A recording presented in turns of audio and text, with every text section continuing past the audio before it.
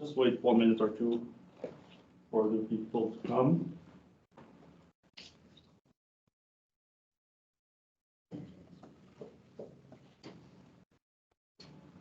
Oui.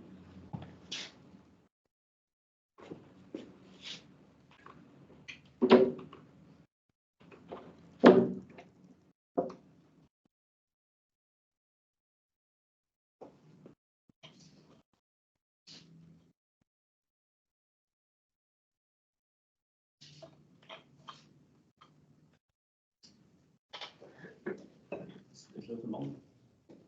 Let's go.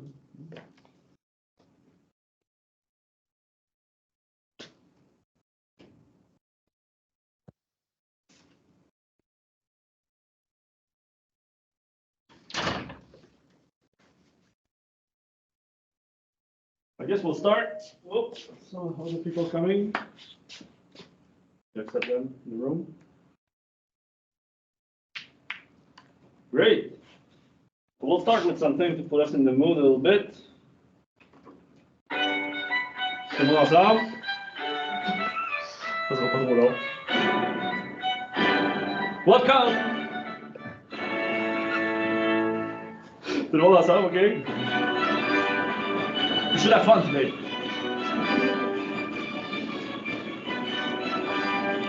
It's holiday season, eh? That's why.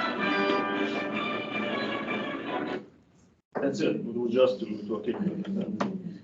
Good. Bienvenue. Welcome. Hi online. So we are a few here, several people here in the room. Thanks for being online. Thank you very much. You're approximately about 25 participants online. That's great. That intro was, that song was for nothing in particular, except to get your attention. It should be fun, I hope. And to say also a special hi to Carl Tremblay, who passed away exactly 1 month ago. So first of all, I'd like to acknowledge the presence in this room of this logo. Is it here? It's on top. Oh, it's on top. So do they see it? Yeah. You can see here the 3D printed logo of MEDomicsLab. First of all, hi to MEDomicsLab. We're so pleased with ourselves that we even created that. That's great. That's it, but thanks for everybody who's here. I know there's a lot of people from around the world. There's people from Sherbrooke, Montreal, Quebec, San Francisco, Los Angeles, Maastricht in the Netherlands, Dresden in Germany, Lausanne in Switzerland, Alger in Algeria, Manuba in Tunisia. So that's cool. Thank you for being here online and here also in Sherbrooke. Thanks a lot. So I've been contacting you to participate to this great adventure that is MEDomicsLab. And prepare that testing phase, because we have been developing this thing for a couple of years now, and I'll make the history a little bit about that. But at this point, we're ready to have it tested by others to see if it fulfills your expectations, basically. And since the very start of MEDomicsLab, our intent is to build that platform such that it will help medical AI research teams, multidisciplinary research teams, to better work together. I hope it will fulfill this promise, basically. And secondary to that, my intent also with MEDomicsLab and the MEDomics Consortium, I'll talk about it, it's also to be able to integrate new developments in AI for precision medicine into a common platform.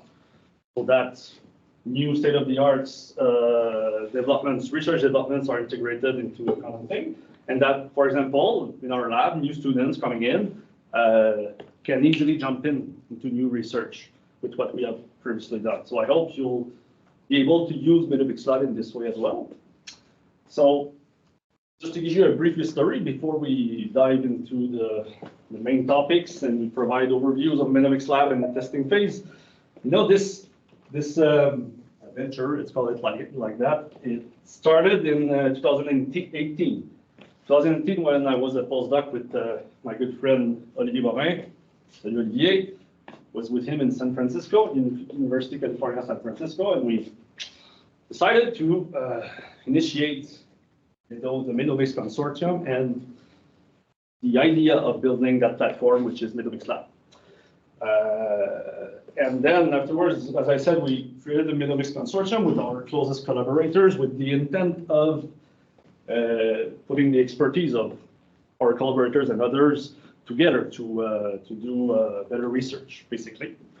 So this consortium was created in 2019 with people in Maastricht, people in Dresden, in Germany, San Francisco, McGill, while I was there also, and now other institutions have been added also in Quebec, Université Laval, and in PMH in Toronto, Princess Margaret Hospital. So during those years, 2018, 2019, we created that, and then we started initiating MEDomicsLab and thinking about it and putting the efforts. The MEDomics Consortium started to put the efforts into building this. And there was a lot of efforts from the MEDomics Consortium into designing this whole thing, thinking about it, efforts, time, money. So I thank, first of all, the MEDomics Consortium for having for their involvement into MEDomicsLab. Then there were a couple of trial and errors about MEDomicsLab. We even wrote a first manuscript, which was basically rejected, and then continued the work, trying to get better and better into something that would really help the community. But something changed in summer 2022 with the arrival of these two persons right here that you'll see soon, Nicolas Ronchat and Guillaume Blaine, that basically redesigned the whole thing and brought to this world this new invention of MEDomicsLab, this new phase of MEDomicsLab that you'll have the chance to see here in a few minutes. Thank you guys, first of all, for that. So that was summer 2022. Then after, in December 2022, Brian Factory came into the team to help, did an internship, and then stayed as a research assistant, brings invaluable, he is an invaluable asset for project management. Thank you, Brian. Then in winter 2023, Sarah Denis came, did an internship, and was instrumental in designing what you'll see as one part of MEDomicsLab, which is MEDomics profiles. She wrote the whole thing and basically integrated that into MEDomicsLab during an internship, and now she's a research professional here, for full-time developer. Thanks, Sarah, for your involvement. So that's basically it. Since winter 2023, we all work as a team that I like very much. And then, as of now, today, we're ready to have a version that we'll call the version 0.1. Not quite yet version 1, because we need feedback to see if it fulfills the expectation of the community, and also to help us find some issues, bugs that we may not have solved yet. So thanks a lot for being here. Basically, the testing phase will be about this. We'll present you how it will go, what will be the job of the participants, basically, to do the testing phase, and that will help us a lot to, your feedback will help us a lot to improve the current version of MEDomicsLab. Okay, any question so far? What I'd like to do now is present you an overview of MEDomicsLab, obviously what it's all about. Then after we'll have more specific presentations about MEDomicsLab and the testing phase. I'll just join here so I can share my screen. You should see my screen now. All right.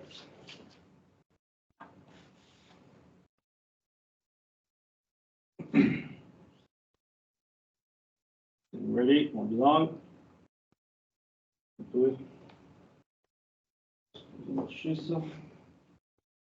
Some technical problems, obviously. Okay, so I'll just, first of all, MEDomicsLab, the title of the platform, we like to call it, is Integrated Modeling of Heterogeneous Data in Medicine. I'll explain that in a few moments. We have our website, which is basically the landing page of our GitHub repository at this time. Some nice documentation. I invite you to have a look at it.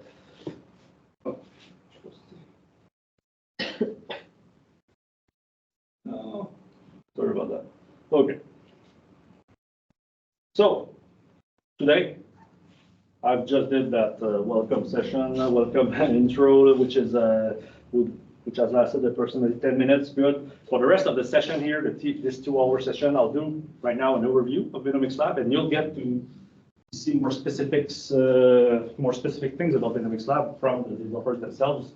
Then after, I'll present the overview of the testing phase, and Brian will finish with all the aspects related to project management.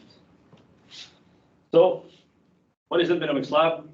Quick overview. First of all, thanks to the development team, you'll get the chance to see them here talking today. Sarah, Nicolas, Guillaume, Brian, merci beaucoup. This is possible because of you. Our partners as well, the MEDomics Consortium since the very start. Evalis at Université de Sherbrooke, which supports us in this endeavor and will be an integral part of the testing phase, and are meant to be direct users at Université de Sherbrooke of MEDomicsLab. Unité de soutien SSA, Système de santé apprenant Québec, Learning Health Systems, basically the translation, which support us in terms of funding. And Réseau 1 Québec, also some partners here in the Réseau 1 that will participate also in the testing phase. Thanks a lot to the partners. MEDomicsLab. Now let's decorticate that whole thing. What does it mean, MEDomicsLab? We take it into 3 parts: med plus omics plus lab. The term med here, medicine, is meant to qualify heterogeneous medical data. A whole realm of heterogeneous medical data, from multi-omic, basic multi-omic data, low-level multi-omic data, to imaging, to text notes, to EHR tables that we find in our hospital. Basically, we want to do modeling with a whole realm of data types in medicine to solve different problems in different domains. To do omics in general, which is characterizing biological processes, and that is in our case in terms of developing predictive models for personalized treatments. So we're doing MEDomics, okay? We're doing omics with heterogeneous medical data, and lab is the platform that you'll see in a few minutes, the working platform. So our main goal, as I said at the beginning with MEDomicsLab, is to help medical AI teams to better work together and maybe switch or translate from, go a little bit away from the traditional paradigm where we have a bit of a sequential process, and it's kind of too simplistic here, what you see on the left. But instead of having basically clinical scientists start initiating the new studies in medicine, then being partners with computer scientists to develop state-of-the-art things, we want, in the MEDomics paradigm, to have a better synergy between the different people forming a team. We want a better synergy to have, for example, clinical scientists and computer scientists working as much as possible together at the start of the design of a given study, and being able to do together data management, formulating AI hypotheses, actually designing the AI computations, and doing results visualization and learning together within MEDomicsLab. And that could perhaps save more time for other AI refinements, expert AI refinements from other members of the team. That's our main goal. And in general, MEDomicsLab, what we need to understand, and here it's represented by this dashed box. MEDomicsLab first cannot do everything, obviously. There's managing different data types in different hospitals. It's not something that we can handle completely, obviously. There's some work that needs to be done to bring different data types into our own format, although we plan to work on that aspect, to go a bit more into managing different hospital databases, different types of data, more and more over time. And on the right, you also see expert analyses. AI, for example, expert analyses.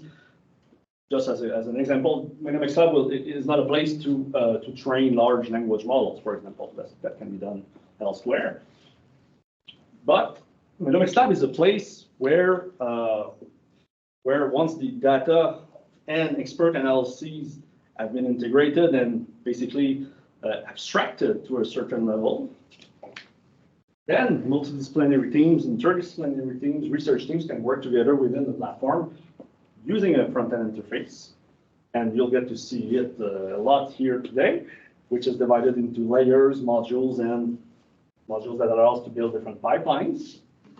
This front-end interface is connected to a back-end code via code generator. So you'll see that there's different processes within the pipeline, each related to a certain piece of code, basically, a certain process.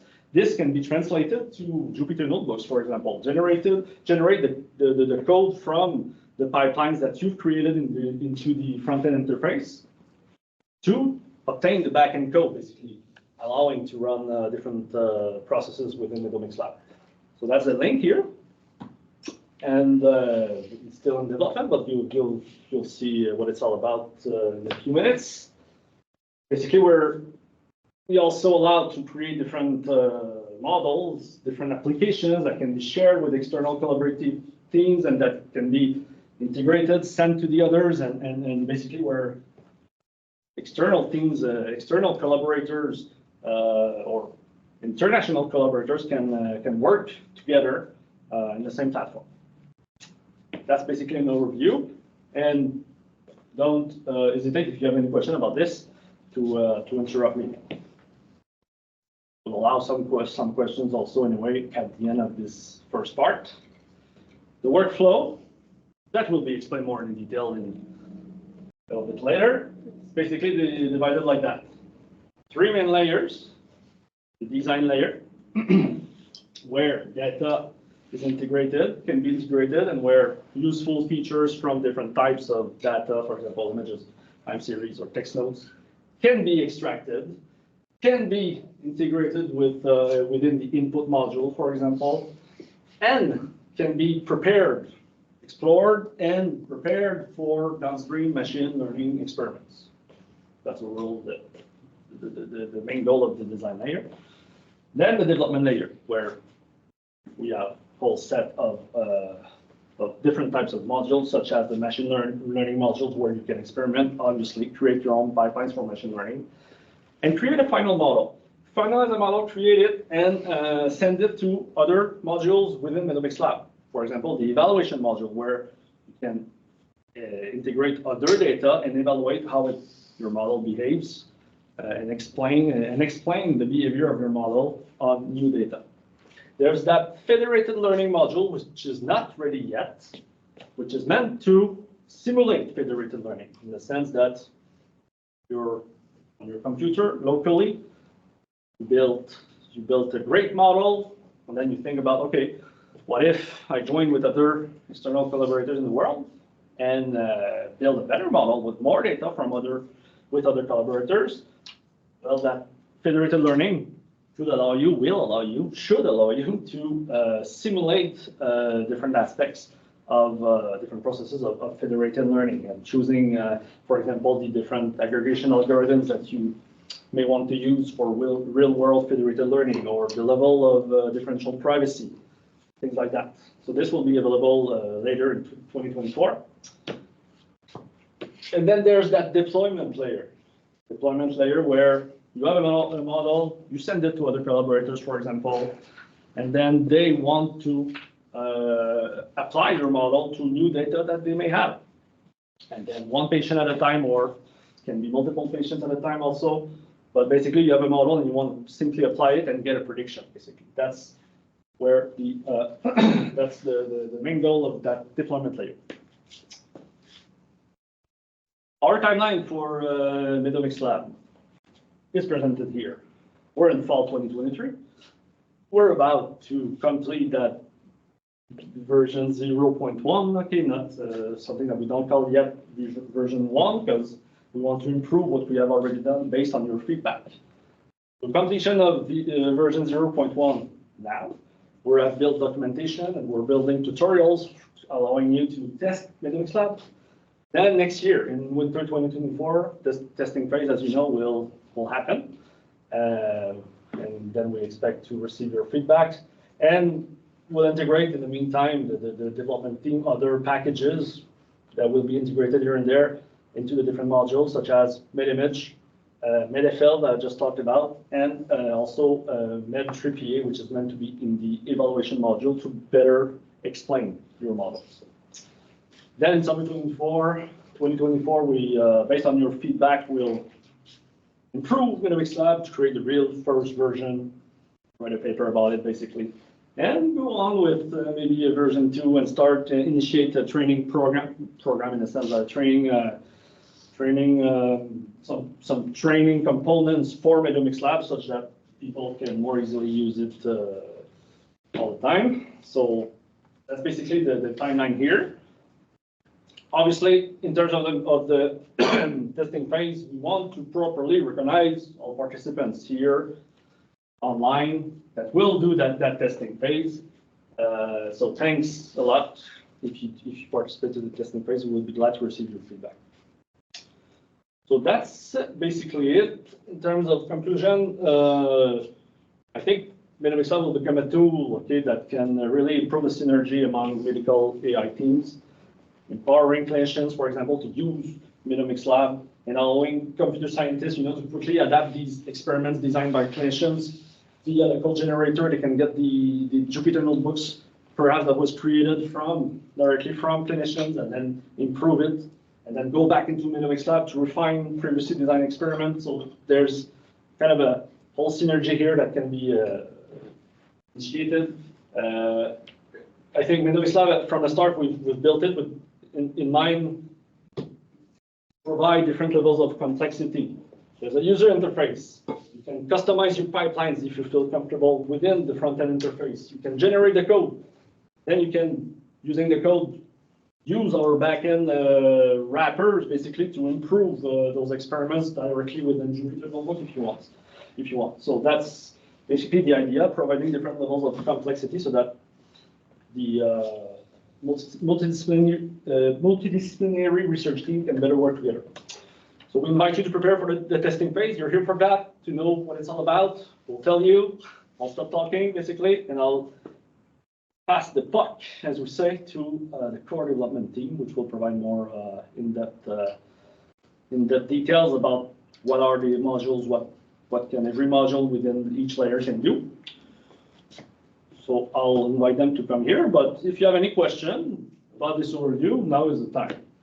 Okay? Here, online, feel free to, you don't need to raise your hand like in Teams, just simply speak if you want.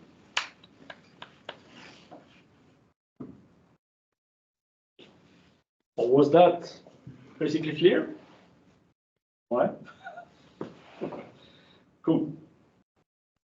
I guess you'll have more questions as we continue. So I'll invite Guillaume and Sarah to present basically what I showed here.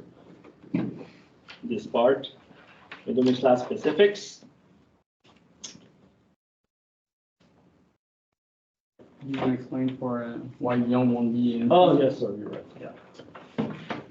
And yeah, I forgot to say that Guillaume won't be directly here because he had dental surgery last year, actually. So cannot speak as well as you used to, and but as well as you will. Yeah, but I will be in the chat. You will be in the chat. That's great. He's still present here, but yeah. better for him to. Thanks for being here, still, Guillaume, even if you had surgery last week. Thanks a lot. But it's going to be Sarah and Nico.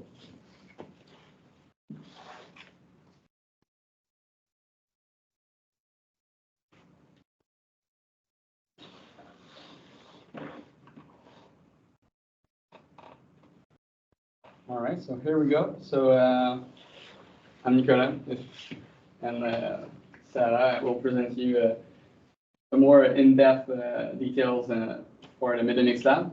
But I'll start with a brief overview of and a brief history of the app, because like Martin said before, the MEDomicsLab application maybe like birth date is around like July 2022. But at first we came here for an internship, and yeah, and we had like some tasks to do. And in July, what we realized is that a library was already doing everything that we were asked to implement for MEDomicsLab. So we quickly realized that maybe the next step, the next logical step, was to have a graphical user interface for every tool that we were going to implement, and use this library as a baseline. So the very first draft of the application was there, and then we went on and continued on this draft until this year, May 2023, where we went back to the drawing board because we realized that maybe it was not scalable what we were doing, and we decided to change the app for that was a web app for a desktop application that you would install, such as Teams or Discord or anything. And now we began this year, this September, our second internship, and here we are, because during all the internship we developed full-time with Sarah, and with a new and improved MEDomicsLab application. So the baseline, why we were doing this, what are the objectives for the app? What everybody lacks every week is time. I think, and thank you for being here this morning, because we lack time, everybody. And it's as much as data scientists lacks time, as much as doctors lacks time. They lack time. They don't have time for clinicians to learn to code and to do some great clinical research.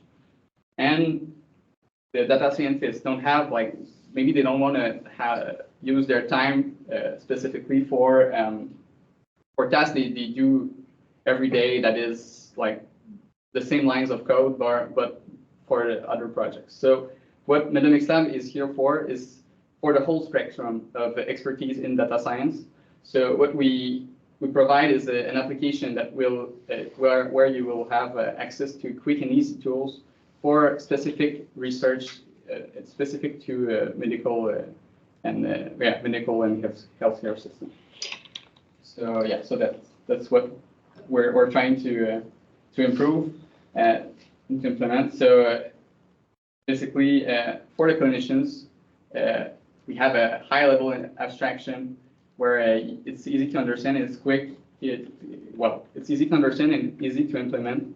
So which is the implementation and the development and deployment of any models that we develop.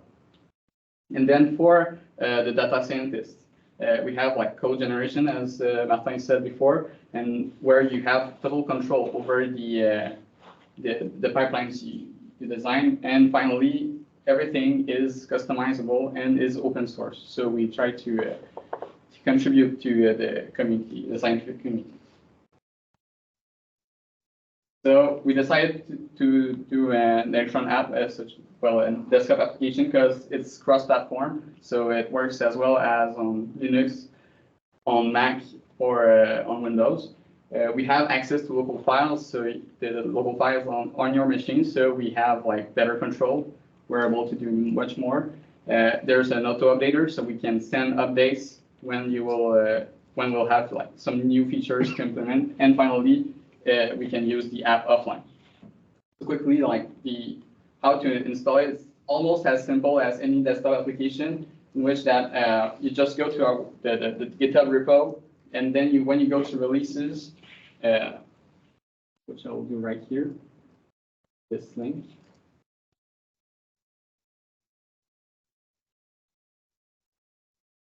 When you go there, you have all the instructions how to install the application.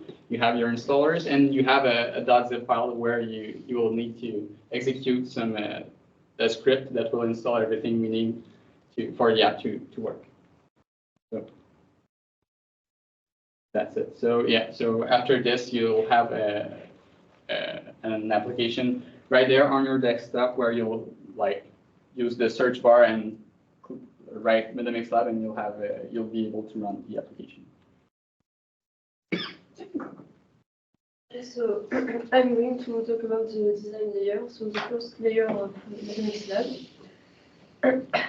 So this layer will allow you to prepare your data in order to enter the machine learning module. So this layer allows you to deal with images data, time series, and text data. And it's composed by 3 modules. So the extraction module, the input module, and the exploratory module. You'll see that in this layer we have 2 types of CSV tables. So like the longitudinal CSV tables and the static CSV tables. So the difference between longitudinal and static is that longitudinal is when you concatenate all your embeddings from extracted data by patient and time in order to...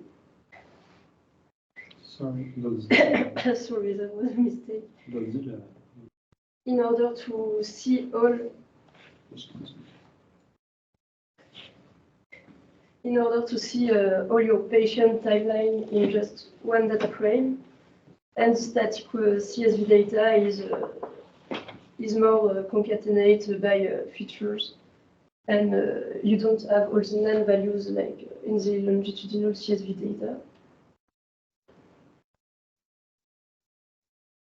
So, like I said, we have multimodal data, so images in DICOM format will be. For now, we just deal with JPG images, but in the future, we will implement extraction for DICOM images. And time series and text are like tabular data. So here we have an example of time series on the top, like what we have. We have a CSV with patient IDs, the item of the label of the measured items, the time of the measurement and the measurement.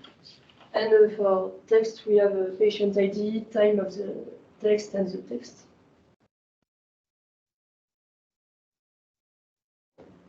So the extraction module that I will show you just after, we have tools to extract text, time series, and JPG images. So for time series, we have the Python library TSFresh. For the text, we use the pre-trained model by Hubert. And for images, we use the DenseNet model. So I will show you how the extraction module works.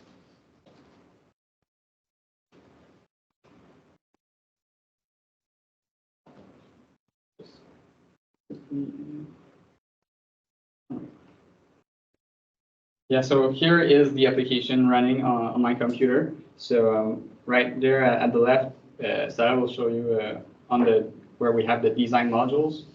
Here the extraction. So yes. Go ahead. So you have 3 main icons. You have one for text. So we prepared some CSV examples with a small dataset. So here I choose my text dataset. So it displays the dataset. I choose some options. I will not detail here what I do because all will be available in tutorials. And then I can just extract my data. So it takes a little time. Here is the same for time series.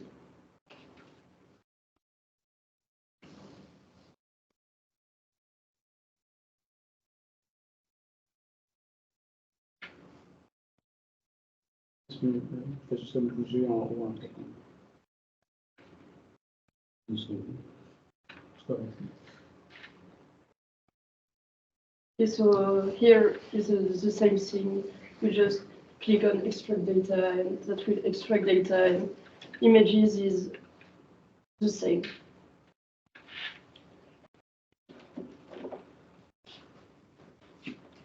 Like it's while it's running.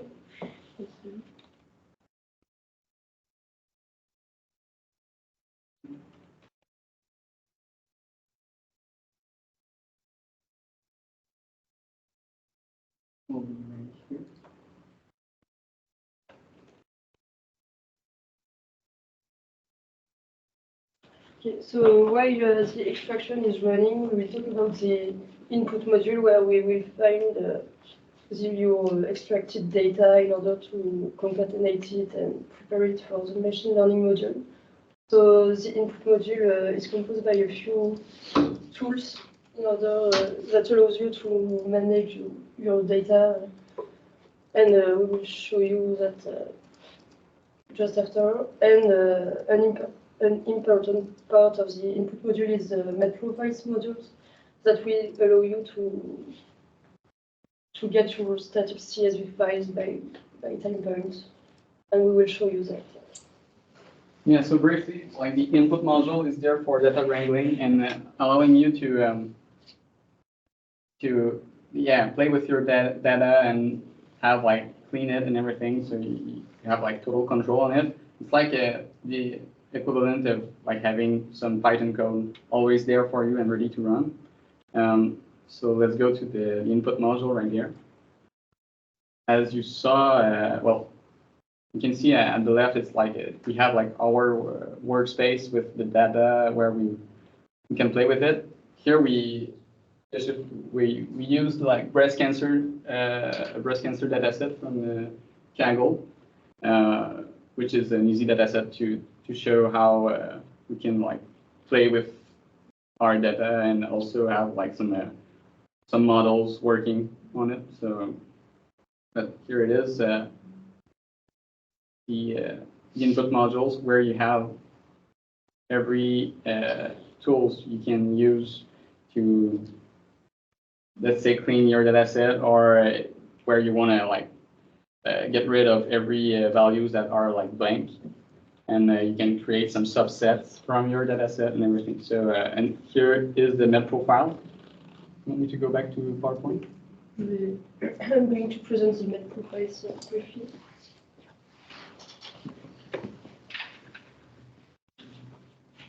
So, is the extraction finished? Okay, the extraction is almost finished, but we already ran that in order to show you the final results. So, when your data was extracted, so you have everything in CSV tables, like images, text, and time series embeddings.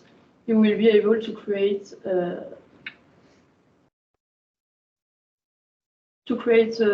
what we call the master table, which is like the longitudinal CSV that I showed you before. So you just select your CSV, you push that button. I will not do it right now because it takes time. And then you will be able to create what we call MED classes in order to enter the MED profile process. You will be able to register your data as a binary file, and then you will be able to see your figure. So yes. Well, it's already open at the bottom left. So. Okay. So that's the main part of the MED profiles module. It's why we do all this stuff. Yes, we'll go back to we do a lot of back and forth with the presentation because we have like the application running. The MED profiles, if you want to. Yes, the MED profiles is here to help you visualize and manipulate your data, and to allow you to create your static CSV, define time points to get one static CSV by time points, and then enter this in the machine learning module and see what time points are more accurate to your models. If we look at it right here, let's say right now it's a small cohort, so we have like only 5 patients. But you can see right here the patients, their medical history based on as Sarah explained, they're the med classes, so every aspect of their medical history. Well, right now it's like chart event and everything, but you could have like images and text notes like chart events or discharge events, and you see that we have like a way to set it. So let's say we receive the anonymized data, so we have like the years are not corresponding to the real life. But when you set it like to a demographic, you can see each patient. You can like remove some patients to see how the cohort is separated, what is like the distribution, and you can also see like maybe you wanted to just see like a quick overview of each patient to see their medical history like that. So and the goal for this is like you can create some models specific to time points in their medical history. So you could like create a data set for only this part of their medical history, and then export that to a CSV file where you could like train a model and then have something that is responding like to this particular time point, and you could do that for a lot of like separate their medical history and multiple time points, and then see where the model is performing best. So you'll have like maybe it's only at first when you have a model that's only taking the first data that we have a better results for our model. So that's it. So that's maybe the heart of the MEDomicsLab applications is and specifically for healthcare is the med profiles. So let's get back to the presentation.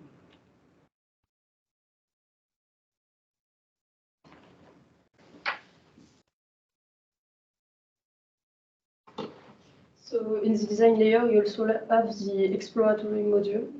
So here we just integrate open source tools like Details, SweetViz, and wide data profiling in order to allow you to check on your data in the manner you want. Now, switching back to the application, we could have done like exploratory tools, but we our first internship. That's not reinvent the wheel. So we used what is already done by the scientific community, and we implemented it. So here there's also some. Well, there is the exploratory module where you have each tool where there's a link if you want to learn more about it on how to use it. But generally speaking, if let's say SweetViz, we open the generated file. Here, what we have is we compare the holdout. Maybe our data set was separated in two. So now we see like every data, how the data is distributed among each data set. So we can compare our data sets like that. So we could like compare institutions together and everything. So we have information like that. Also detail, for example, we have, it's almost like the equivalent of Excel, but specific to machine learning and data science. So you have like correlation missing analysis. So you could like, if I click on correlation, it takes the data set and then analyze it quickly and returns like a full grid where you have how each you have a full suite of tools for this. But right now, it's my computer is being asked a lot with Teams and data sharing and the screen and everything. So in the PowerPoint. So and the extraction that is also going on in the background. So maybe it was not the best one. So yeah. That's it. So yeah, the exploratory module you have, I invite you to just explore it and see how it works. If I go back to the presentation.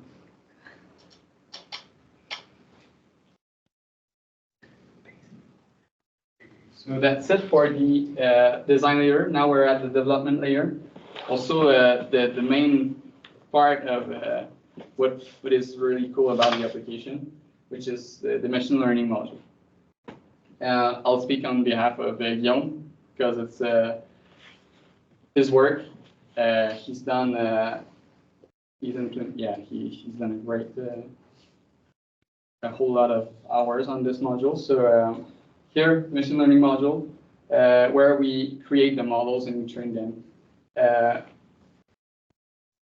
Specifically, the main goal of the ML module is really the no-code based approach. We only use nodes instead of programming and everything. We use nodes like dataset and models, which I will show you just right after. But to reach those objectives, that is like easy to use, intuitive, easy to learn also, and where you have like everything, every settings possible and configurations. Yeah. So, and also that's for the higher level, but the low level control, you have the code generation, as we already said, and you have like you have the documentation for PyCaret and everything. So you have a great suite of tools. If I show you this right now.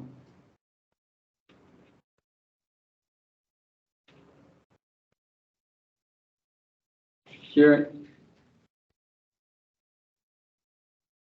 is the MEN module, the learning module. So you can see that you have like right here, we create pipelines, machine learning pipelines, where you have a node for the data set and you have a node for, let's say, a model. You just select your data set you want. In our case, it's the breast cancer data set, and where we set our target, which is a diagnosis. And then we create a model, which is like random forest, train the model, save the model. And then we can see the results. And you have like, this is one pipeline, but you could also have let's say this one right here.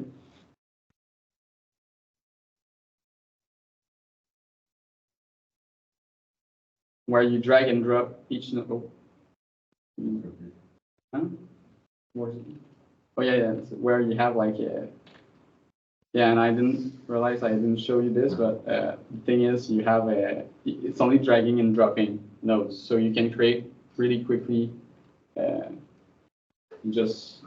You drag and drop, and then you connect them together. So so let's say for compare models, you have it's already been run, so you have like 2 pipelines for now, and you can see each step of the pipeline where you can have the results. So let's say for compare models, we have like 3, we decided to keep 3 models that were the best, and then we can analyze them and see the results of each model. So the best model we have. So right now it's looking good for our model. So predicted class and the true class 50 and then 82. So we have, it's working good. Maybe it's overfitted, but we'll see. And here is the code generation, where you can only click on generate.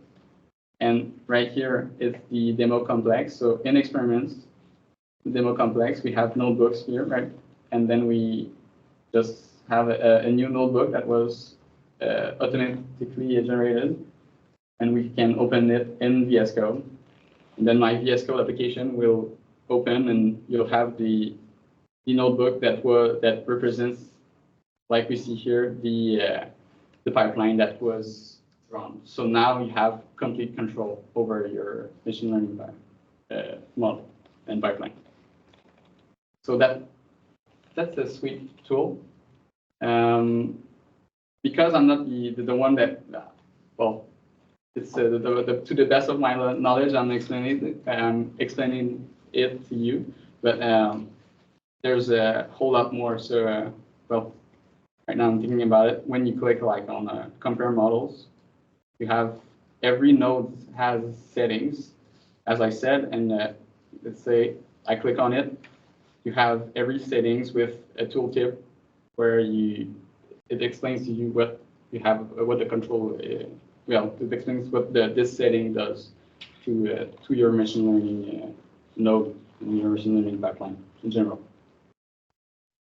So getting back to the presentation.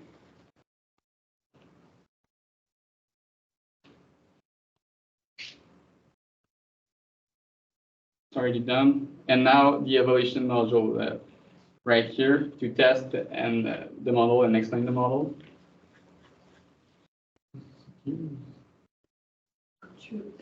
All right, so well, we have a demonstration of how the explanation, the explain module, the evaluation module works, but it's an implementation of explainer dashboard, which I'll show you in real time, which takes a as an input, takes a data set and a model, and then analyze it to create like shot values, so you can really know what the model, well, how it works. So let's say now for the 8A boost classifier on the breast cancer data set, the whole data set, we can see like the best feature, the feature importance. We can see also classification stats. We can where you have like a whole lot of matrix on the model, and so you have a whole suite of tools where you can quickly and easily analyze your data set. And you can also only predict and test the holdout set with a model that you've chosen with the prediction label, the diagnosis, and the prediction score. So just a quick overview for the evaluation module, but seriously, there's you can dive a whole lot deeper in this this tool.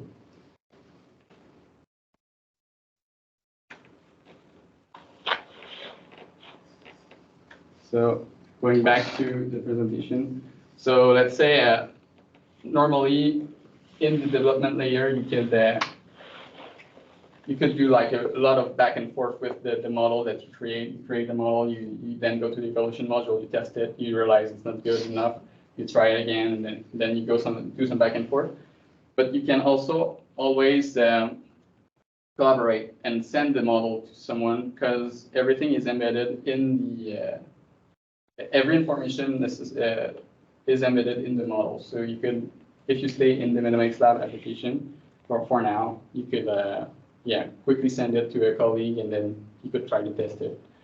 So that's why we at the first it's for collaboration. Our main purpose also is for collaboration. So that's why we'll go to the deployment layer.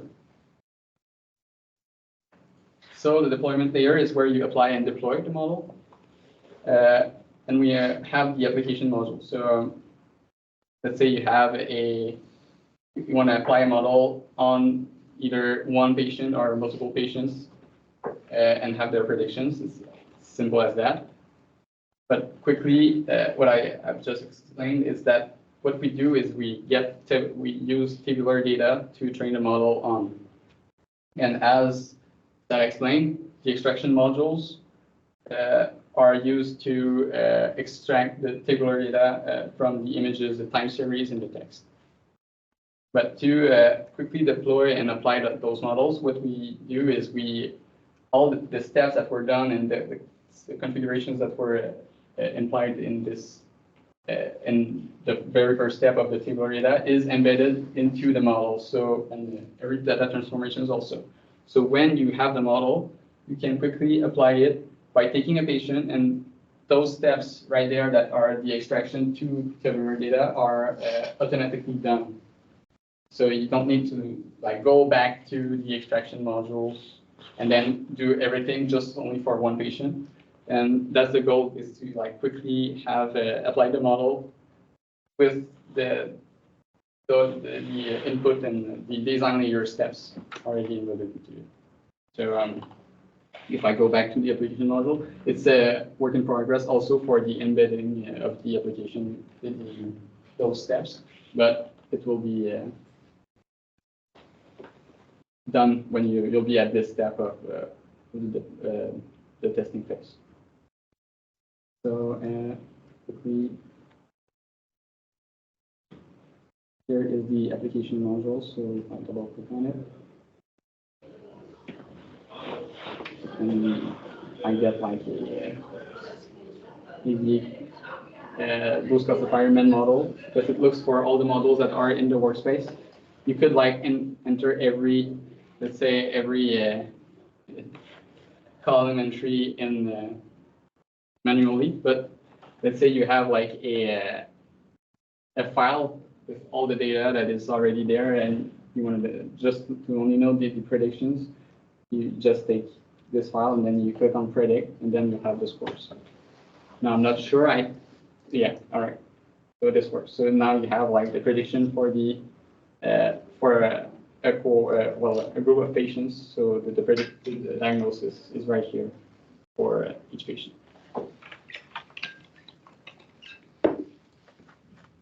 This looks like it. Eventually, you'll have like where to put the images for the patient, and depending on which model is used. But that's it for now. If I go back to the presentation again.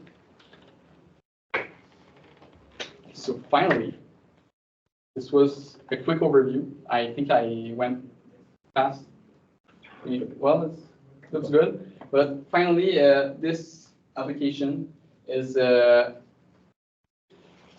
like a whole. It's a great tool that is easing the everyday life of every data scientist, but also allowing and democratizing in a way the data science research in the healthcare system, and making it more accessible to everybody that wants to try it, and then collaborate and contribute to the research efforts. So that's it. It looks like it. So, yeah. Oh yeah. Maybe c'est plus. Okay, right. Good. Hey, that was a great overview. Yes. Good job. Do we have questions online, perhaps? Or here?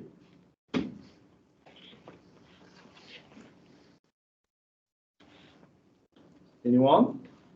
You spoke about the application updates. I was wondering if the updates will be more like a Linux style or a Windows style, in the sense that will it ask me before doing the update, or I'm working on the application and it's uploading steps and it does the updates, or it asks me and I only click on remind me later.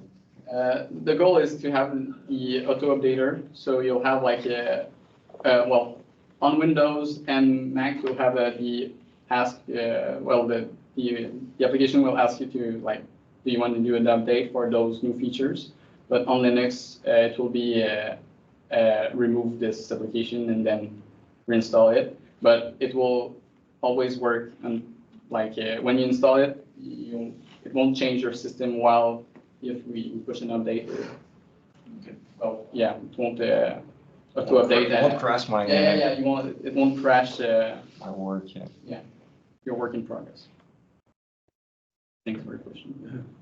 Thanks for the question. Thank you. Looks like it, all right. Good job. Thank you very much for this overview. You can easily see here that it should be easy to use and to do different types of studies. What we're going to do with the testing phase is direct you inside MEDomicsLab and basically tell you what to do. But the next phase after the testing phase is to have other researchers basically try out new studies and try out different things inside MEDomicsLab as well. Thanks a lot, Sarah, Nico, and Guillaume that worked a lot on all those things. Thank you very much. If you have questions for Nicolas, Guillaume, or Sarah, now is the time. Online or here. Otherwise, the timing is perfect. The next hour or so, or maybe it will not take the full hour, but our goal now is to present the testing phase, right? Now that you have an overview of what this will be all about, we want to explain a little bit more what will happen during the testing phase, the logistics, the different steps. So let me share my screen quickly. And please feel free to stop me anytime that you want. So here we have a new PowerPoint testing phase, for which I've sent already a couple of emails describing a few things. Now this presentation is meant to give you more details and answer questions if you have some. But basically, it's supposed to last 17 weeks, January 15 next year to May 13. First, disclaimers. We want to tell you some things before you jump into the testing phase. First, it's a testing phase, right? It's a version 0.1, and it involves a fictional scenario. Okay, we kind of invented you'll see that we invented a scenario to fulfill a bit all the different complexity of what can MEDomicsLab can achieve in terms of time points and multimodal data. Yeah, and we wanted to use that also with a database which is open source, which is MEDomics. So you'll see, but we had to invent something to kind of test everything that we wanted to deploy in this application. And to make things run smoothly, also, okay, it involves a low number of patients, so it's not going to create the best models ever because we don't have a lot of patients in that testing phase. But it's meant for you to play with all this. There will be bugs and issues, obviously. Okay, we're doing our best to solve all problems as they come along, but there will be bugs and issues. You will do the testing phase and encounter an issue, a bug, and maybe send us your feelings about it and tell us maybe in a gentle way, oh, this does not work. I found a bug, and you should solve that because it just does not work. Or you could also say, oh, while I was doing this, I think it would have been a good idea to also include that step or that process within MEDomicsLab. So all comments, feedback, suggestions will be welcome. Quelque chose qui va pas? La caméra. La caméra, c'est là qui est activée, puis ça fait qu'on fait juste voir de quoi on voit pas en haut. Okay, sorry about that. I should stop my camera here. Sorry about that. Mais là vous voyez, now you see the red screen. Sorry about this. Okay. So this is the testing phase. Fictional scenario, low number of patients. There will be bugs and issues, and we will be glad to have you to find them, those bugs and issues. That's what the testing phase is all about. Some steps will be a bit longer than others to compute. You've seen the extraction part here, extracting a lot of features from a lot of different text notes or images. That can take some time. So there will be like coffee breaks involved within the testing phase, if you see what I mean. Developments, okay, that fully meet our vision of the title of MEDomicsLab, which is integrative modeling of heterogeneous data in medicine. So the developments that fully meet this vision for integrative modeling, and when I mean integrative modeling, I mean modeling and taking into account the hierarchy of acquisition of different data types within our body, from low-level data, multi-omic, to the anatomical level with images, text notes perhaps, other types of data, maybe at a higher level. So doing this modeling in an integrative way is ongoing research, basically, that we want to integrate into MEDomicsLab to fulfill our vision about that in the next phase, basically, in version 2. And longitudinal analyses also are not fully, the vision that we have for that is not fully completed. At this time, you'll see we create different static time points, basically. So there's a time point, let's say 3 months after diagnosis of cancer, data from 0 to 3 months, here's the data that I have for that time point, and then another time point a bit later on, another time point a little bit later on. That's not exactly what in the end we want also to integrate, which is the change in data over time. Here we'll not take into account the longitudinal change of data, but that will come. So no spatial temporal graphical models yet, but it will come. Let's see, inspiration of all this, of our work in general, but also of how we created that fictional scenario for the testing phase, comes from the first article of the MEDomics Consortium. First article of the MEDomics Consortium, on which many members, or the members of the MEDomics Consortium work, especially on Guy Morin at San Francisco. That article was published. It's artificial intelligence framework integrating longitudinal electronic health records or continuous pan-cancer prognostication. So there's two main figures in there that I'll bring that explains a little bit how we also designed the testing phase to mimic the type of experiments that were done in this article. The idea also is to get towards have a scenario that involves some form of clinical decision support system, CDSS. I'll come back to that. So figure one, first of all, okay, which basically, figure one of that article that shows very well longitudinal aggregation of multimodal health data. Basically, the MEDomics profiles that you've seen and that we want to create, and the tool that we want to create to handle these types of data. So I'll just jump to that figure. Basically, that's the figure of figure one of the article of published in Nature Cancer in 2021. Okay, there could be, that's a patient representation of a patient pipeline in the health system. Many different types of data that can be acquired at different times, different types of data. What we want is organize that, structure that for the different data types that contain different variables. Here's demographics, age, gender, for example. There's different variables for a given type. There's different, so multiple data types that maybe should be considered independently from the others, separately from the others. There can be genomics, imaging, features, but all of this is in real life acquired at different times, at different time points in terms of treatment management. So how do we first integrate all this data, visualize it, and use this visualization tool of the MED profiles? This is what we call a MED profile. How do we use that to create sensible machine learning experiment to, for example, predict a given outcome? That's basically the use of these MEDomics profiles to better do machine learning afterwards. So that's one inspiration. The second inspiration is from figure 5 and figure 5 of the paper. Sorry about that. Figure 5 of the paper.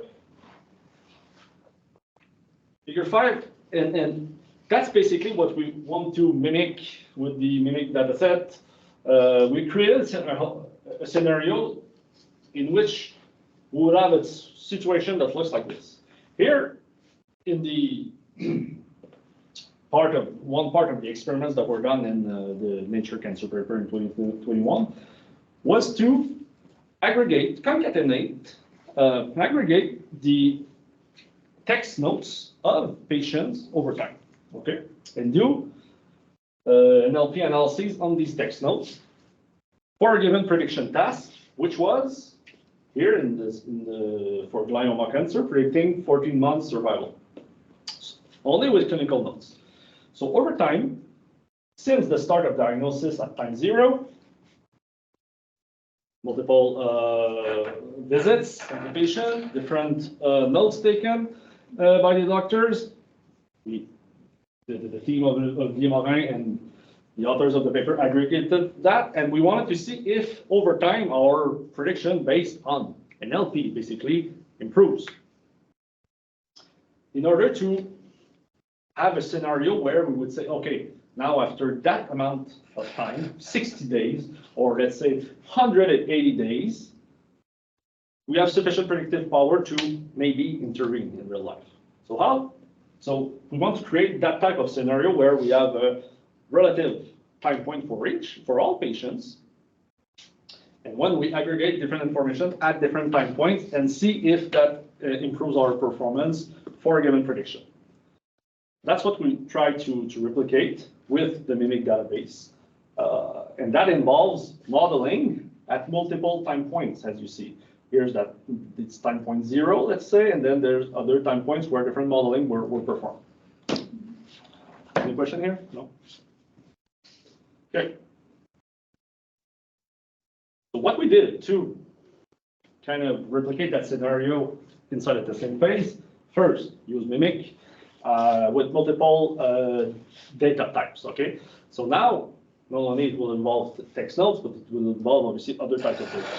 Tabular data in general, demographics, time series, as we've discussed, text and images.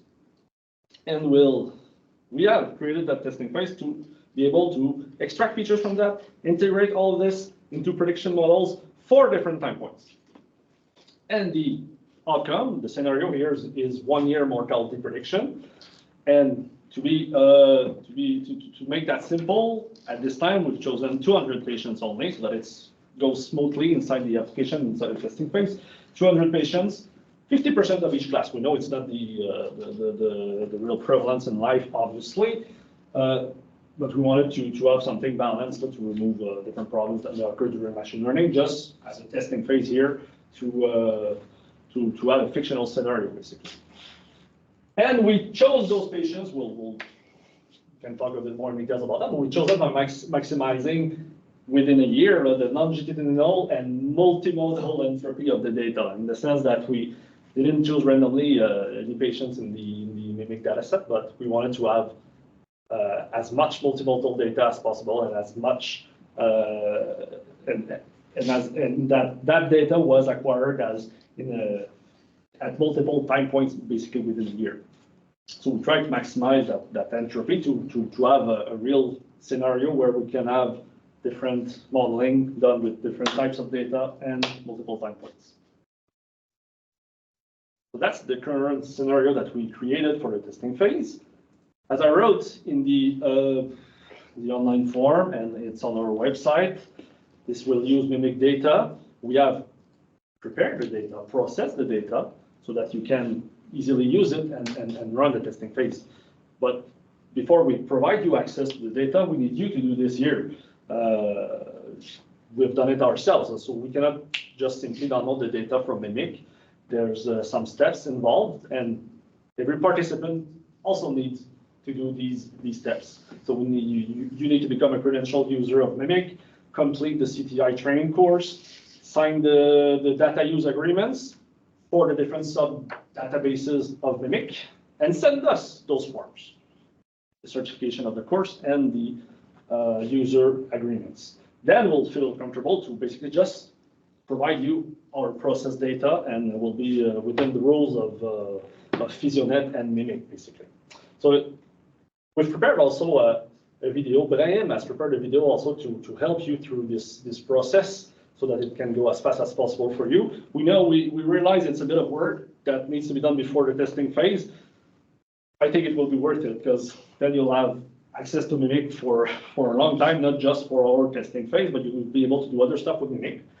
And you'll be able to do the full thing for our testing phase. So thanks a lot for taking the time to do that. It's important if we want to provide you the data for the testing phase. So testing phase schedule, as written on the form and a bit everywhere on our websites, 8 steps, starting January 15. And I'll go through all those steps. Normally it's 2 weeks each step, except the last one, which is 3 weeks, to give a bit more time for some fun challenges.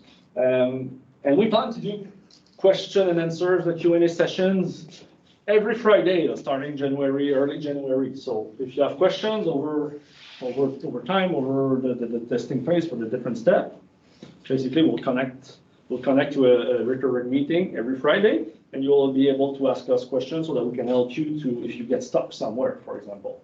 But basically, all the instructions will be provided to you in the documentation that we'll show you soon. And you will be able to do the testing, the whole testing phase at home, for example, on your own with your laptop without having to connect to any of these Q&A sessions. Basically, we want you to be not necessarily be on your own, but be independent in this testing phase, so that you can do it by yourself.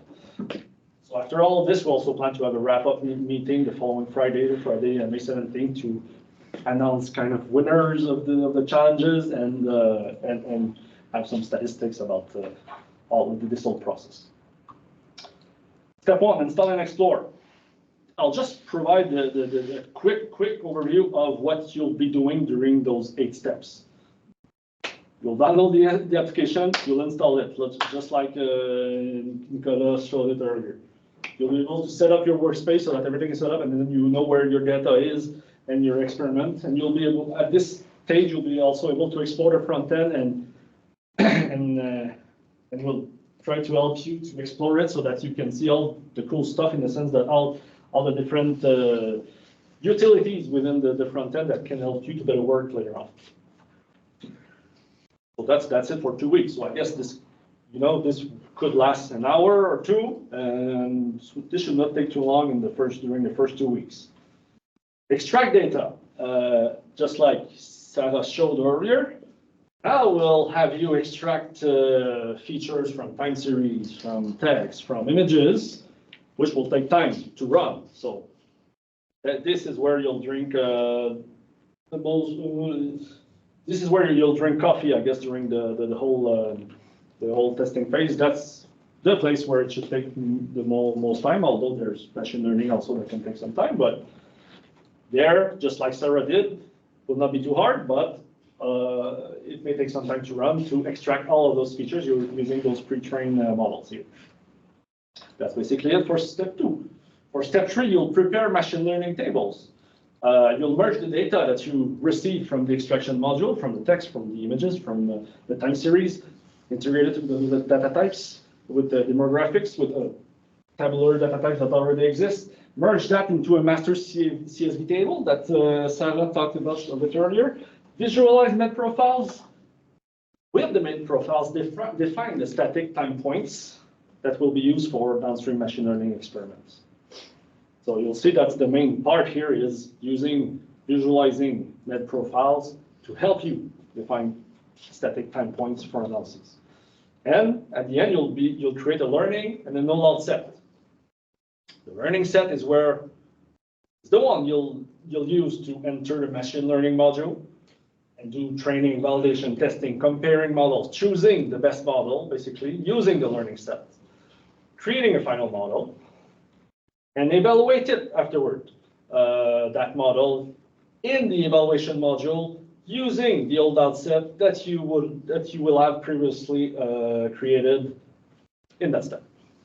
That's basically what's kind of overall process that is shown here.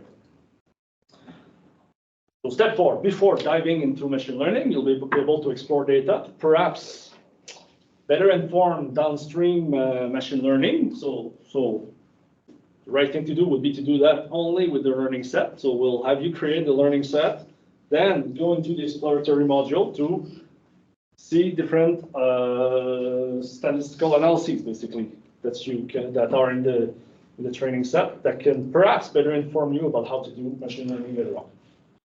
That will be step 4. Step 5, the goal will be to create a model. So that will be a big 2 weeks, obviously. You'll use a learning set to train, optimize, test different models for different time points, for different combinations of data types. So the idea is to do that, train that, but compare that easily within the machine learning module first, compare different data combinations at different time points. And based on all these comparisons, choose a final learning hypothesis to create a final model for a given time point and data combination. And we'll say, okay, this is my learning hypothesis with the whole learning set. I now create a final model. And we'll ask you to send the model to the organizers, basically, because afterwards, just for fun, we'll redistribute it to other participants so that participants can also test the model of others. In step 6, then you'll evaluate your own model using the old asset. You'll evaluate your model just like Nicolas showed. You'll receive a model from us that comes from some participant, and you'll be able also to evaluate it and and explore all the utilities of the explainer dashboard that Nicolas showed.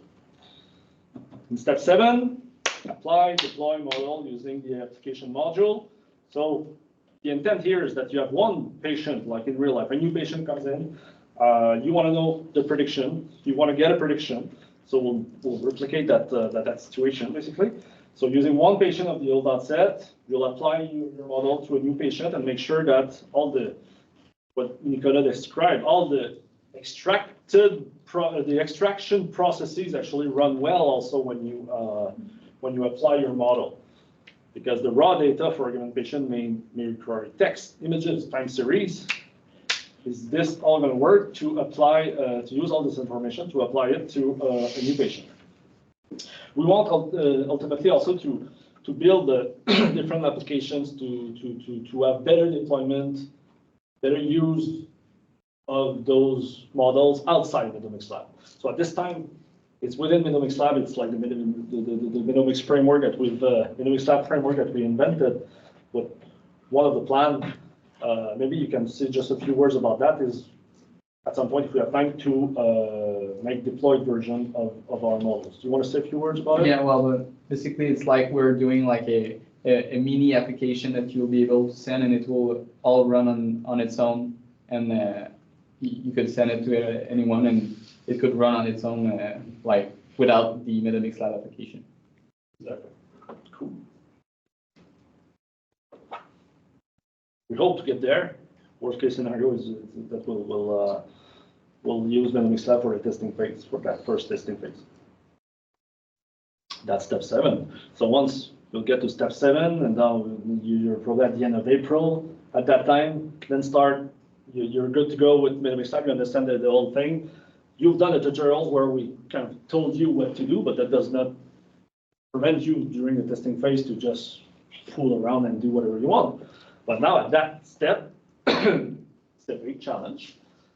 We want you to optimize stuff and play and get the best model performance. Basically, we'll get a new old data set, new patients that we'll keep internally within the development team to evaluate your work. So if you want to participate to these challenges, there's 3 challenges basically.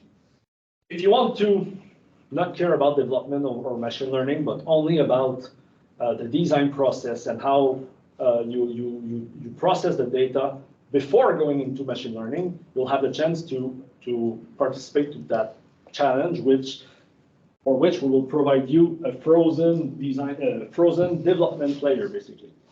Here in this first part, a frozen development layer where we'll provide you with a machine learning scene, a machine learning pipeline, frozen, that will be applied to anything you feed it to.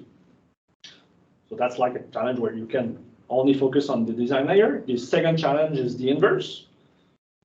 You may just want to build the best machine learning pipeline without having to work too much on the design layer and the processing of the data. So that would mean that we'll freeze the design layer for you, or the input to the machine learning modules, basically, so that you can only focus on the machine learning, the model development. And the third one is basically everything is free. You do whatever you want with the design layer and model development. And the idea is that you send us your models so that we evaluate them on our own new all-out testing set, so that we can rank participants basically and announce a winner on May 17th.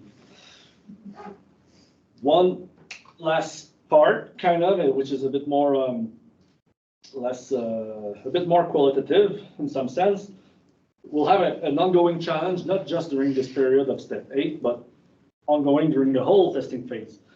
We want to congratulate and thank in the proper way the persons, the participants that will be the best bug finders, that will provide us with the best feedback, the constructive feedback, and that will find bugs and that will create issues on GitHub. that will send us information via different forms that Brian will show you. So those will basically be able to evaluate those persons that were the most involved into providing us feedback, and we want to. It's like a fun ongoing challenge that will last the whole testing phase. The bug finder challenge. That's step 8.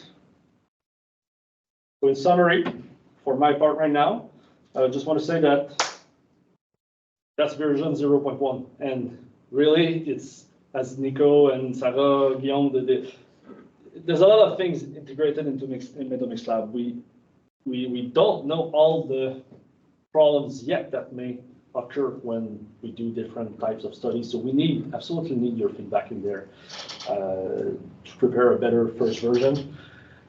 So overall, that testing phase will last 17 weeks. As I said, it's 8 tutorials, approximately of 2 weeks each. And we anticipate that it's going to take you like 1 hour per week, basically, to go through the whole testing phase, 1 hour per week. So as we've said before, there will be no tooling involved. Normally, a laptop with 8 gigabytes of RAM should be sufficient. So to participate, if you have not already registered, and many of you have already registered, thank you. You can do so. You can still do it by going on the registration form.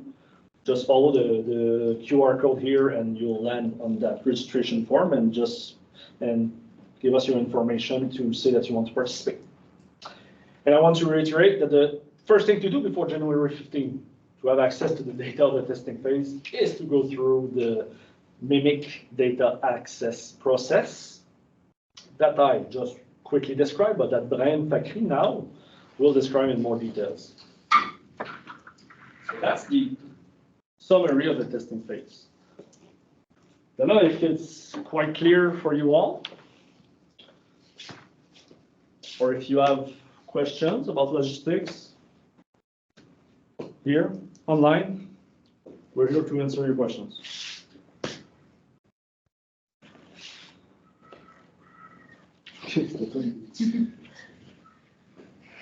If there are no questions,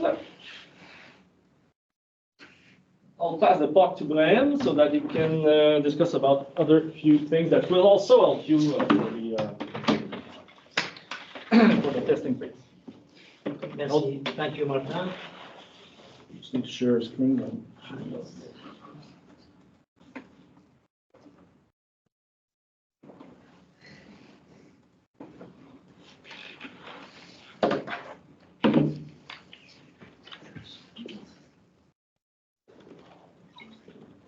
Hi, everyone, online and in person here. My name is Brahim, and I will be presenting you the way we have been working and that we plan to keep doing that for the next session.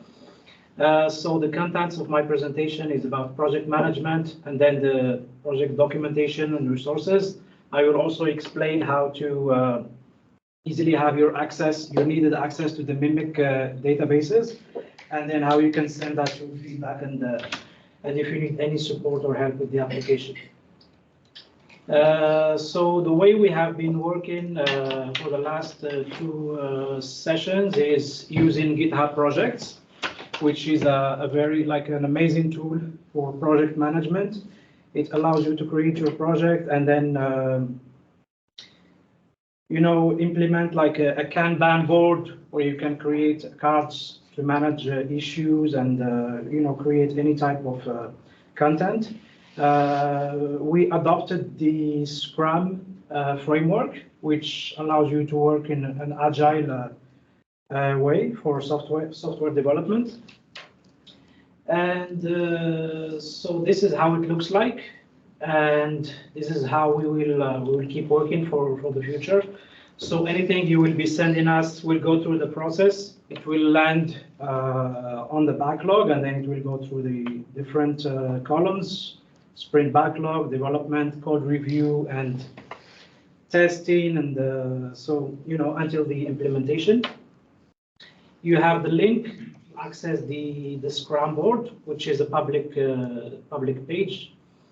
As Martin and the rest of the team explained, this is an ongoing work. It's work in progress. So for the different parts of the project, you can see the advancement. Mainly, we are still working on packaging and deployment, fixing issues regarding, which operating system we want to package the application on, and still implementing some enhancements on different modules like input, extraction, and application. You will have all the links in the presentation, so you can access them and see for yourself. For the documentation and resources, once you land on the project repository, you will have access to the wiki, the Gitbook page that was created by the team. I will show you that right now. Sorry for that.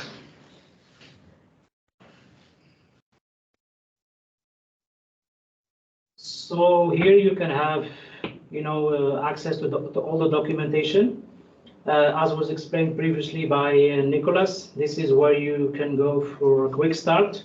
You can download the application and install it, depending on which operating system you are using, Windows, Linux, and Mac as well. This is an overview of the project.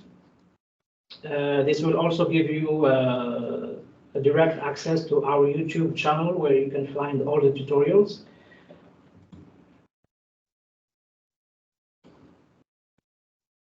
Okay, so all tutorials are here, input, learning, evaluation, and all the modules. We are still working on a tutorial for med profiles, which will be available very soon for you. And I'll go back to here, sorry. Yeah, so here are all the steps for accessing the tutorials and explanation about the application. This is for troubleshooting. If you have any issues, everything is explained in details.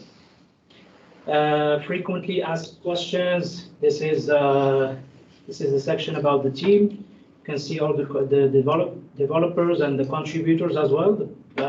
You can also access the project board from here. You can have access to PhysioNet as well. This is where this is actually the first step for you to start, the testing phase. And I will go back to the presentation here.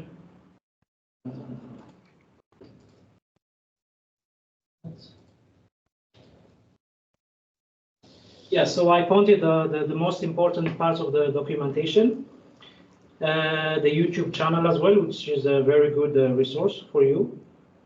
Now, the most important part and the most challenging one is how to get your Mimic credentials and get your user agreements. I prepared a tutorial for you here. Not sure if there is a sound. Okay. I'm not sure if you can hear the sound. Can you just confirm? Yes, no? Sorry?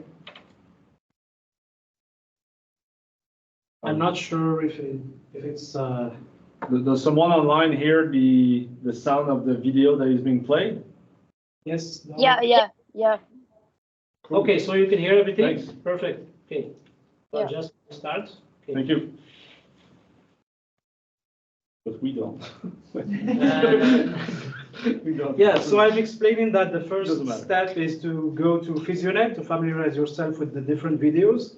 And then you can create, I'll just pause the video and maybe just go through it quickly. So you need to create an account on PhysioNet by providing your personal information, name, email, and things like that. Once you receive the email, I highly suggest that you check your spam folder, but sometimes, you never know what happens. So you get an activation link. After that, you're ready, you choose your password. This is the first step. because you have to create 2 accounts, one on Physionet and one on the city program website. After that, you just go, you use the subscription form, click on any one of those. The second step is to create your city program website.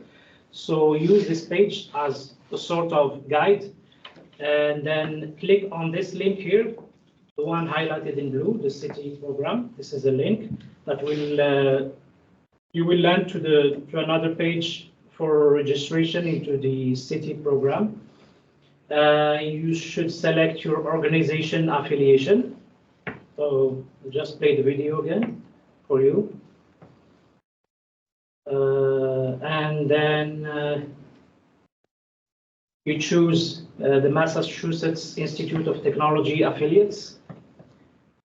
This is the second account you'll have to create. So you provide all your information here. One thing to note is that you should be using, if you are a student, you should be using Martin Valliere as your reference. Or not, or not. Or not, if you have another reference, maybe your supervisor or your if you are, I don't know, it depends on your situation actually. But if you are a professor such as Martin, you can use maybe a colleague, or so there must be a reference anyways. Yeah. But basically, you don't have to.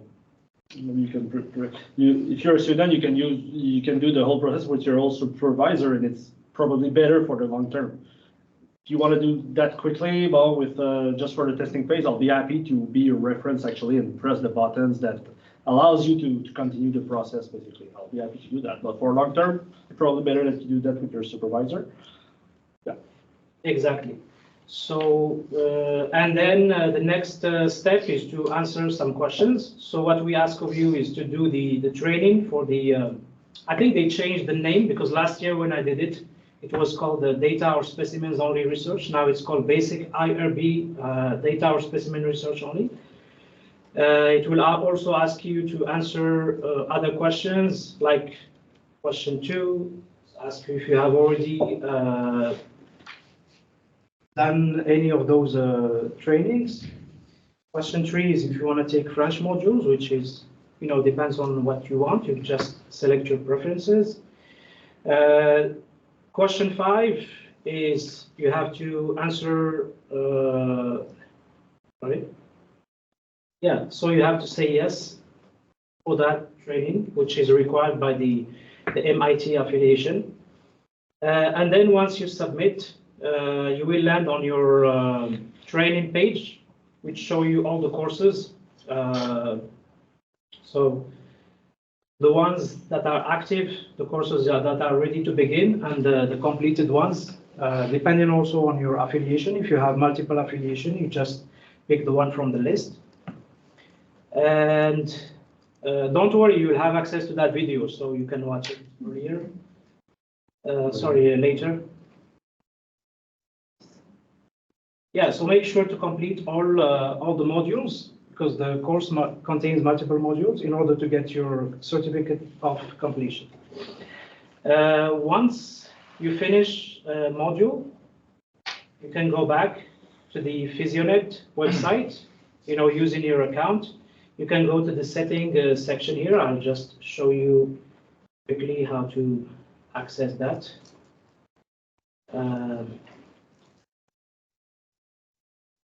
Yeah, so in this section, it allows you to check everything, credentialing, training. This is where you can submit a training.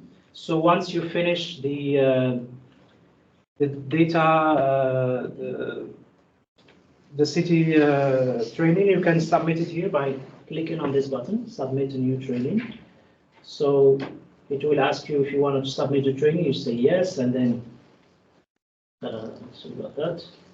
Yeah, once you finish the training, it should appear on the list. So for me, I've already done that, so there is no need to submit anything. And yes, go back again, presentation.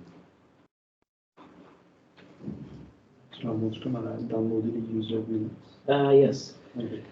So what we ask of you is 5 documents. The first one is the city training certificate, and then the 4 user agreements. So the first step is to get your certificate. Then by clicking on any of those 4 databases mentioned in the subscription form, you will actually be asked to, sorry about that, just show you quickly.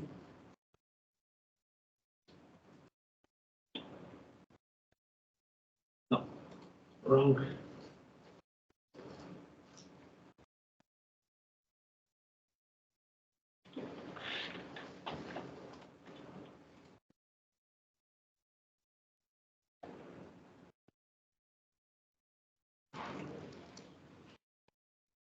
Yeah, so this is the form that we sent you. So whenever you click on any of those links to the databases, different databases, this is Mimic 4, Mimic CXR, Mimic Emergency Department, and Mimic Note. Whenever you click on any one of those, if you are not a credentialed user, it will ask you to apply for credentialing, which is explained in the video here. Oh. So credentialing is required, okay? So if you are not credentialed, you will have to apply for access. Once you apply for access, you have to wait. Before that, you have to, again, provide your personal information and then the reference. As we explained, depending on your situation, if you are a student or a professor, you will also have to provide an explanation of why you need access to the database. We have an example here. For example, I will be contributing to the testing phase of MEDomicsLab. So you can use that paragraph for your application. And then there is like a waiting period, maybe depends on how busy PhysUnit are. So might be a week, might be 2 weeks. So I guess you should have access before January 15th. For mine, for instance, it took me like, I don't know, maybe 10 days last year. So, right here, it says that. So once you submit, it will show you the date it was submitted, and it will show you again the status, which is now, for instance, awaiting review. Once you are credentialed, you can just, as I said, send us the documents.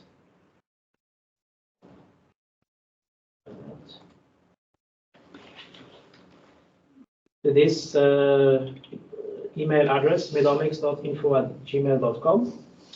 Can you show how to retrieve the documents? I think that's the question we received. What is that? How to get the user agreements. Yes, sorry about that, yes.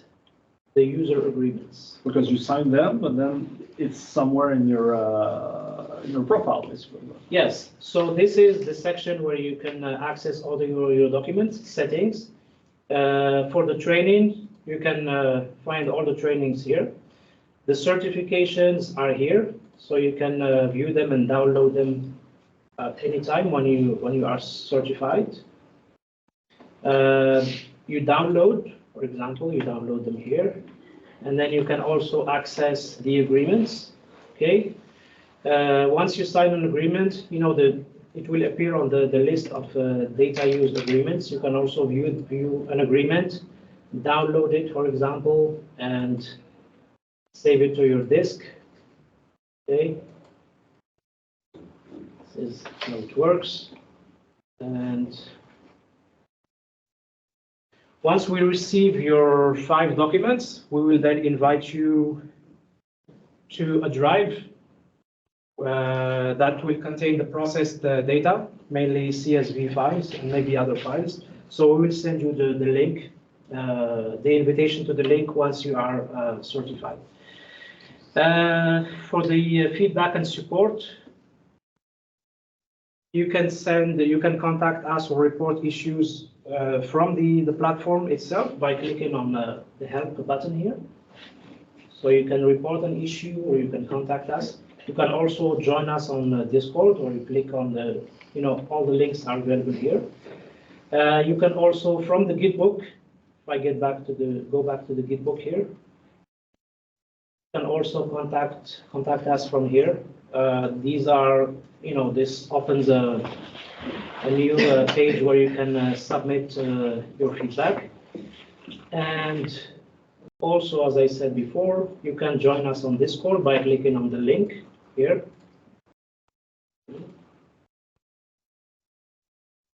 So if you have an account, you can use your account or maybe create a new one depending on your preference. I think I covered everything. Martin, did you want to add something to the Can you go back process? to your last slide, perhaps? This one here? Oh, that's the last one. Okay, good. Yeah. Okay, so basically, the form on the left, contact us, will be sent to internally to the team. So this will not be public, basically. So you can contact us and write anything you want. It will land on a private channel on our team account, basically, of the MEDomicsLab development team. But the other one, though, Yeah. the report an issue form, the second form, this will land directly to the issue tab of the GitHub repository. So this will be public. So this will go to the issue, is as if you would like to report an issue. If you were using GitHub, you can do it with our form. So you can do it with our form, but best also is to go on GitHub and just do it on GitHub. That's totally fine as well. But If you are using your GitHub account, if you are signed in. okay, yeah, if you are, Yeah. okay, you're right. Yeah. Okay, which the form allows you, if you don't have a GitHub account, you can still report something and it will land on our Exactly, yeah. GitHub account, and- GitHub repo, sorry. And it will go through the process again if it's an issue, depending on if it's an issue, an enhancement, or a bug. So it will go through the process again from the backlog, sprint backlog, and we will just keep working on it until implementation. If it's something that was already maybe implemented in a previous release that you didn't have access to, we will just inform you, but we will keep, we'll keep you informed about everything that you report to the team. So, on that note, I'll pass it to Martin maybe Good job. for conclusion. If you have any questions, feel free to ask them. And yeah, Question here? I think Hakima Yeah, has. I have. Oh, sorry. Yeah, go ahead. Please. Can you say your name and where you come Yeah. from? Okay, I'm Dua. I'm from Montreal, like working at McGill. So I have a question. It's about like the YouTube video. So you mentioned we're gonna have access to that YouTube video. Where we're gonna have access, and is it before registration, after registration, and completing the five steps for the mimic? The YouTube channel is public, so you can have access to the channel now. I can send you the link on the chat. Okay, So cool. it's live now. Okay, thank you. You're welcome. So that's okay. Can you show again maybe where it is on the Git book, just to be sure? Yeah. Send the Gitbook link. Send the Git book link. Yeah, so this is the Gitbook page. You can access that. You can click on YouTube here. So Okay, but the specific video for PhysioNet, is it somewhere here? it's actually the first one somewhere. Wait a minute. Oh, no, but in the Git book, don't you have is it embedded on the Git book? Will embedded. Yeah, Will the embed it, link, okay. the link to the channel. Yeah. Okay, but it's not, Yeah. it was okay. So Dua, this is the video you're asking about, right? Yeah, yeah, Okay, cool. So this perfect. is- Thank you. And thanks a lot for the question. And as as the different steps of the testing phase progress, new videos will be available on the YouTube channel, but also at specific places in the Git book. So you just have to follow basically the instructions in the Git book to perform the testing phase. There are already great videos in different sections in the Git book that you can already see that are here on the, actually goes to the YouTube channel that are hosted on YouTube. So we invite you to explore. The important thing to note is that it's not all the videos that we have created for now for the whole testing phase and for the whole explanation of MEDomicsLab, but new videos will come in on time for every steps of the testing phase, and will inform you the whole all participants via email when a new video comes in. Yeah, for example, this is a tutorial done by Guillaume, a very like an amazing video. So you can check how it works, how you create a scene, how you add a data set, and then you create your models. So yeah, everything is explained in details with it's fun. So Nice. yeah, any other questions?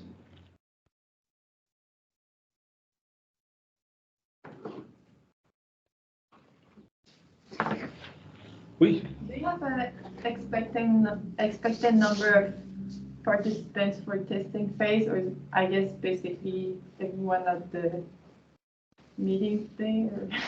So you want to know how many will participate? Yeah. Do you have an idea of how many people? Yeah, at this time there were approximately 50, no, not 50, sorry, 50 participants to this meeting, but I guess some didn't know yet if they wanted to participate in the testing phase. Testing phase is maybe 30 people that are registered.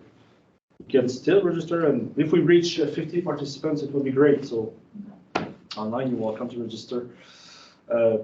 Does that answer your question? Is that a good number? I hope we convinced you online, for those who actually clicked maybe to the second question of the form.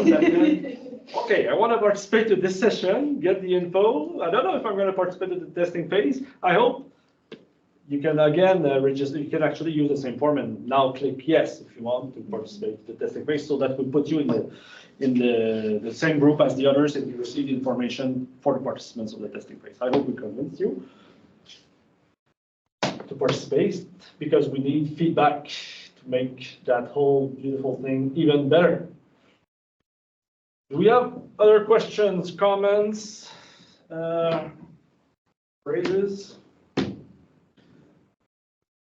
People online that would like to speak up? Yeah, at the same time, I'm playing the video for the installation, so I'll just pause it for now. Yeah, sorry. Yeah, go ahead. Sorry about that. Nathan, this is Olivier. Sorry, I actually submitted the price via the little text. Obviously, it's very clear that there was a lot of work behind the scenes. So not just to put the presentation together, but even to get to this point. So just want to say congrats to you and everyone else. Merci, Olivier. Thank you very much. Much appreciated, I think. The development team also appreciates it.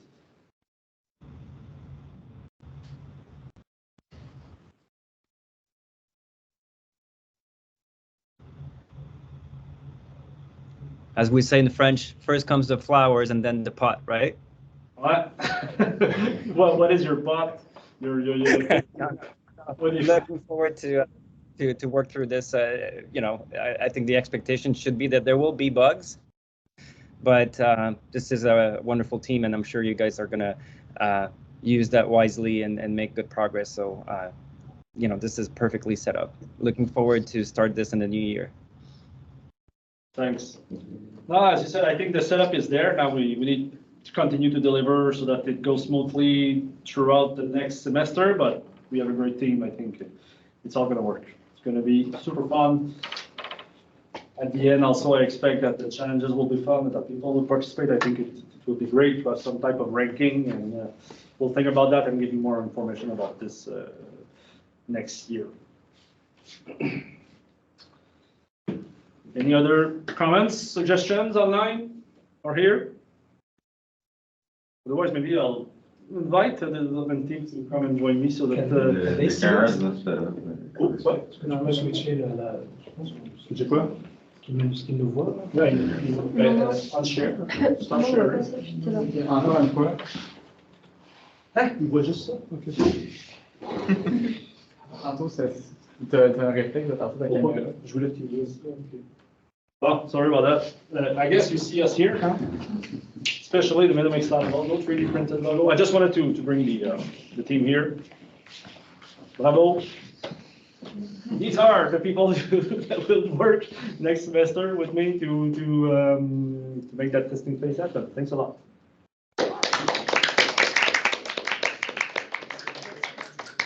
Have great holidays, everyone. Thank you for your presence.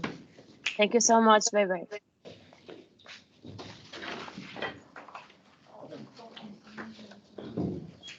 Salut Alex.